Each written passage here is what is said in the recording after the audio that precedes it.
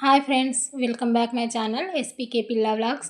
ఈరోజు వీడియోలో ఈ విధంగా హోల్ హ్యాండ్స్ డిజైన్ ఎలా స్టిచ్ చేయాలో చూపిస్తాను. ఇక్కడ నేను లైనింగ్ ఇంకా మెయిన్ క్లాత్ రెండింటిని కట్ చేసి పెట్టుకున్నాను. లైనింగ్కి ఈ విధంగా మధ్యలో హోల్ అయితే కట్ చేశాను. మెయిన్ క్లాత్ రైట్ సైడ్ పై వైపున ఉండేలా పెట్టేసుకోవాలి. దానిపైన ఈ విధంగా లైనింగ్ పార్ట్ పెట్టేసుకుని మనం ఏ విధంగా కట్ చేసుకున్నామో అదే విధంగా మొత్తం రౌండ్ని స్టిచ్ చేసుకోవాలి. స్టిచ్ వేసేటప్పుడు పావించు గ్యాప్ అంటే మనం పాదం ఉంటుంది కదా, ఆ పాదం అంతా గ్యాప్ ఉండేలా చూసుకొని మొత్తం ఇలా రౌండ్గా స్టిచ్ చేసుకోవాలి. ఇప్పుడు మధ్యలో ఉన్న క్లాత్ని ఈ విధంగా కట్ చేసుకొని చిన్న చిన్న టక్స్ పెట్టుకోవాలి. ఇలా టక్స్ పెట్టుకోవడం వల్ల మనం రౌండ్గా స్టిచ్ చేసాం కదా, ఆ స్టిచ్ చేసిన చోట మనం క్లాత్ని తిరిగేసినప్పుడు షేప్ అనేది నీట్గా తిరుగుతుంది. చూడండి, ఈ విధంగా లైనింగ్ క్లాత్ని ఆ హోల్ లోపల నుంచి ఇలా బయటి వైపుకు మొత్తం తీసుకోవాలి. ఒకవేళ మీరు పల్చటి క్లాత్ పైన ఈ డిజైన్ స్టిచ్ చేసినట్లయితే తప్పకుండా క్యాన్వాస్ పేపర్ అయితే యూస్ చేయాలి.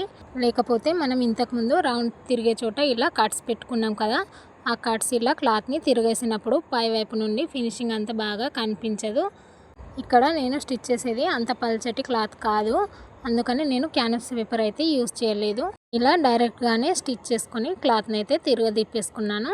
ఇప్పుడు క్లాత్ తిరిగేసిన తర్వాత పై వైపు అంటే మెయిన్ క్లాత్ పై నుంచి ఈ విధంగా మనం రౌండ్ వచ్చిన చోట మొత్తం ఒక 1 ఇంచ్ అంత అంటే ఒక 1 పాయింట్ అంత గ్యాప్ పెట్టేసుకొని మొత్తం రౌండ్లో ఇలా స్టిచ్ చేసుకోవాలి. ఒకవేళ మీరు కావాలంటే ఇలా రౌండ్ స్టిచ్ చేసిన చోట పై వైపు నుంచి లేస్ స్టిచ్ చేసుకోవచ్చు.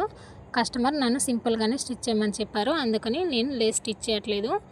ఇక్కడ చూడండి, లైనింగ్ కంటే మెయిన్ క్లాత్ కొంచెం ఎక్స్ట్రాగా కనిపిస్తుంది కదా, దాన్ని ఇలాగా లైనింగ్ పైన వచ్చేలాగా డబల్ ఫోల్డ్ చేసుకొని పావించి మందంతో మొత్తం స్టిచ్ చేసుకుంటూ రావాలి.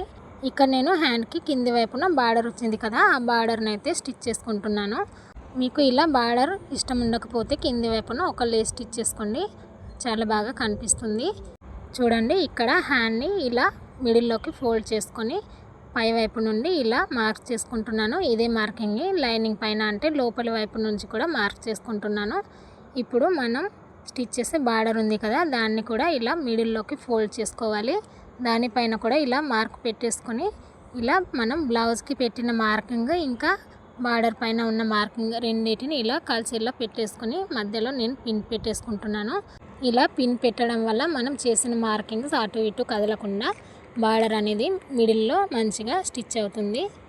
చూడండి, ఇలా పై వైపు నుండి స్టిచ్ వేసుకుంటూ మొత్తం బార్డర్ని అయితే అటాచ్ చేసుకోవాలి.